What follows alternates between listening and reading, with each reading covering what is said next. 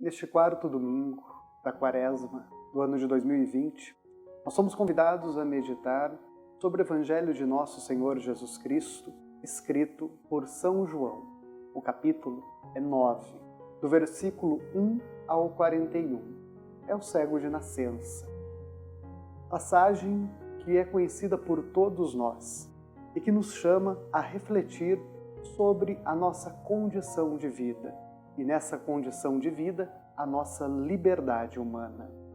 Um evangelho riquíssimo em simbologia e também num ato concreto realizado pelo nosso Mestre Jesus Cristo. A bem da verdade, um evangelho que nos aproxima da atividade missionária de Jesus Cristo, trazendo ao centro da existência os que estavam vivendo à margem de uma sociedade que excluía tudo aquilo ou todos aqueles que não compreendia. No Evangelho nós encontramos por 6 vezes a referência ao verbo nascer, como verbo intransitivo. A ação de nascer significa vir ao mundo e passar a ter uma existência. Por várias vezes o evangelista João repete o verbo nascer, ou seja, quer nos dizer que este homem cego veio ao mundo e que existe, ou seja, que ele é carne, que ele é verdadeiro. Ele faz, este homem, parte da humanidade, mesmo sendo excluído por ela. Portanto, nesse episódio, nós iremos encontrar um ensinamento que serve para a vida real e concreta, não apenas do cego de nascença, mas para a nossa vida.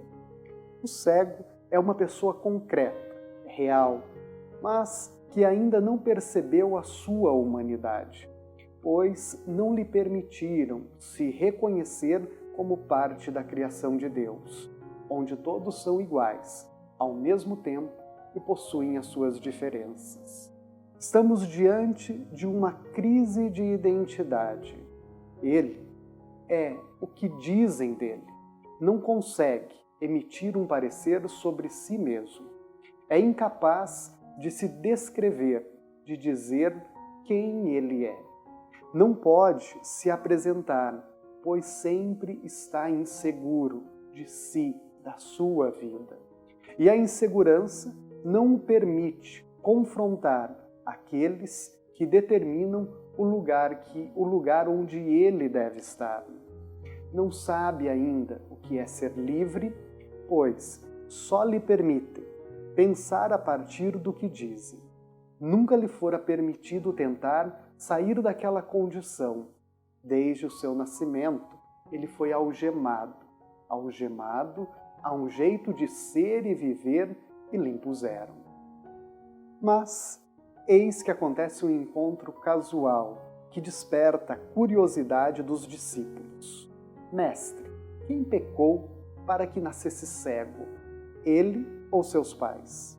Os discípulos, como acontece muitas vezes, fazem uma pergunta de curiosidade e a resposta de Jesus os distancia da especulação e os apresenta um ato concreto. O ato de Jesus em relação a este homem o faz perceber que ele tem uma identidade própria, que ele tem direito a dar opiniões, que ele possui uma independência em relação ao julgamento dos outros, e ele precisa se reconhecer não como cego, mas como um ser humano, e que sim, ele pode ser capaz de dizer quem ele é a partir de si mesmo. Contudo, existe na sociedade da qual este homem faz parte uma tradição que não suporta a ideia que todos são filhos de Deus. Por isso, era inimaginável dar a um homem como ele, visto como resultado de um castigo divino, a liberdade. Por este motivo, vemos a tentativa dos que estão ao seu redor em tentar diminuí-lo. Vivia submetido à opinião dos outros, o que era uma verdadeira opressão, da qual não sabia como se livrar. Estava na condição do que não enxergava ou do que não era permitido enxergar.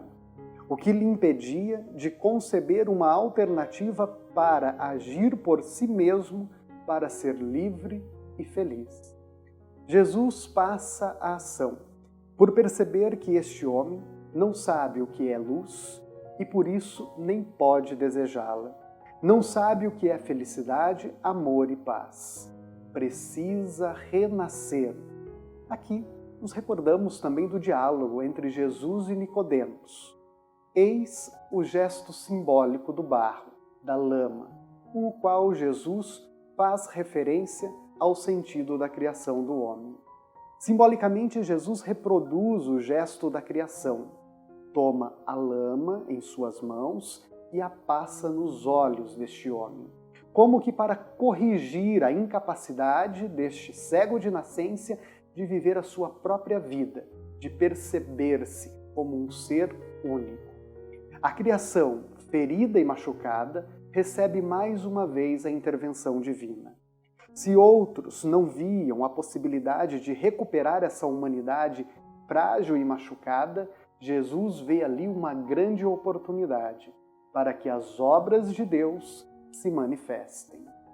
Deus criou os primeiros seres viventes, Adão e Eva, sem pecado. Mas, pela desobediência, o pecado, a falha, entra no mundo.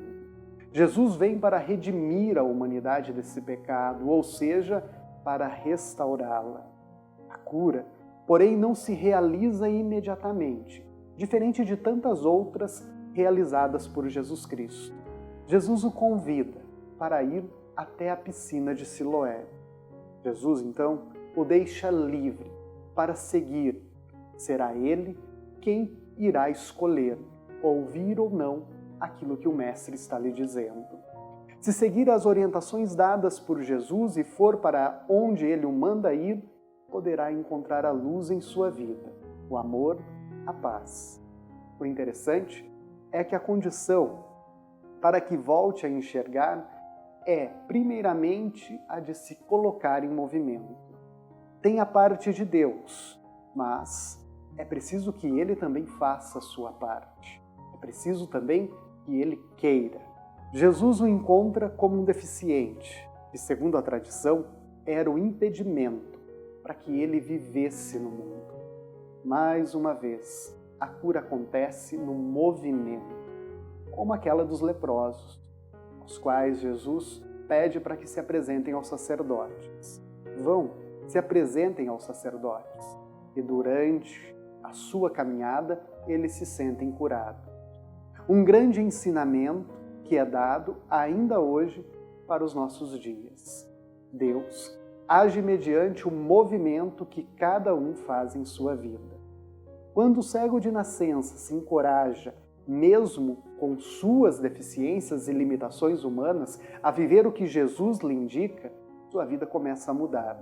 E conforme sua vida muda, ele torna-se causa de espanto àqueles que antes o prendiam naquela condição e se sentiam seus donos, a ponto de dizer quem ele era. Antes pedia esmola, ficava sentado, imóvel, impotente, incapaz de fazer algo por si e sempre dependendo dos outros. Em Jesus, ele recupera a sua mobilidade e também a sua independência. Agora, é capaz de fazer as coisas por si mesmo. Até seus pais reforçam isso. Ele é maior de idade. Interrogai a ele mesmo. O homem que não se conhecia reassume agora a sua vida, se tornando protagonista da sua própria existência. Antes, as pessoas o viam como mendigo, se referiam a ele por sua inatividade e dependência. Mas, em Cristo, ele deixa de ser uma pessoa sem iniciativa, sem liberdade e se torna um ser livre e espontâneo. Ele insiste em dizer agora, sou eu mesmo. Se antes não possuía identidade, agora tem coragem para dizer quem ele é. E diz, sei que tenho dignidade, sou humano, sou filho de Deus, sou igual a vocês. Antes era o que diziam ser ele. Agora Ele, na sua liberdade de Filho de Deus, é capaz de definir quem é e qual o lugar que deseja ocupar neste mundo. E como isso aconteceu? Quando ele deixou de ouvir as muitas vozes que o colocavam no estado de inferioridade e apenas confia e se deixa guiar pelas palavras do bom mestre, mudando radicalmente sua vida. Se percebe humano igual a tantos outros humanos, portador de sentimentos e emoções. Antes, não enxergava quem ele era, não sabia do seu valor humano, não podia expressar o que sentia, mas agora fala por si mesmo. Agora tem consciência, é um ser digno de respeito, pois Deus lhe concedeu a liberdade, assim como faz a todos nós. E você? Quem é você? Você é fruto da tua humanidade, daquilo que Deus colocou no teu coração? Ou você está vivendo a partir daquilo que outros falam de você? Eis o grande risco, que ainda hoje se vive, depois de 2000 anos. Acreditar naquilo que falam de você ou naquilo que dizem que você deve de fazer para ser feliz.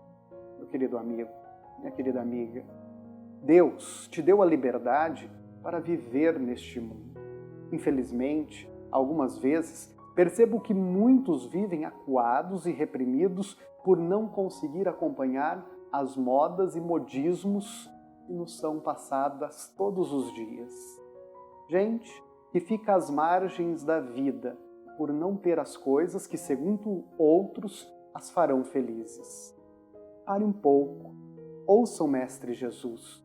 Busque sentir em teu coração o que Deus te deu para você ser feliz. Este tempo é propício. Muitos estão em casa com suas famílias, talvez forçados pelo que está acontecendo. Mas que seja este momento para você a oportunidade de contemplar tudo aquilo que você tem e todos aqueles que te amam. Já pensou que às vezes você se deixa ser cegado por aquilo que os outros falam de você? Deus não te criou melhor, muito menos pior do que ninguém. Não importa se você é alto ou baixo, magro ou gordo, rico ou pobre. Em Deus, você é igual a todos, e todos são iguais a você. Esta é a grande mensagem que o Evangelho nos deixa. Somos filhos do mesmo Pai.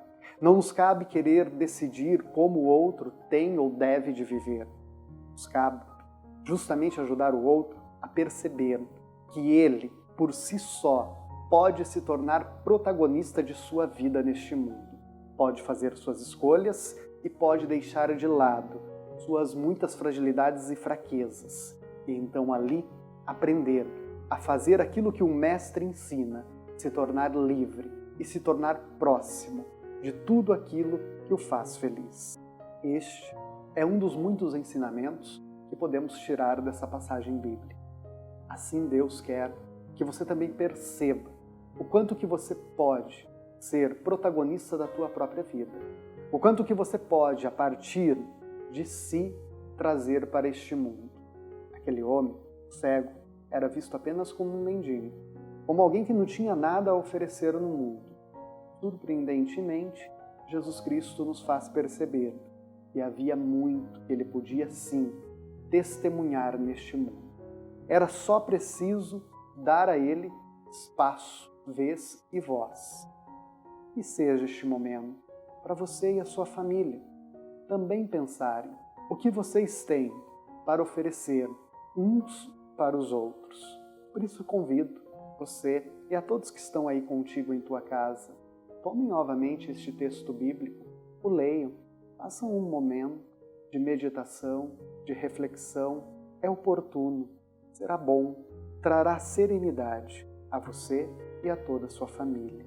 Fiquemos em paz e que o Senhor sempre nos fortaleça no seu amor.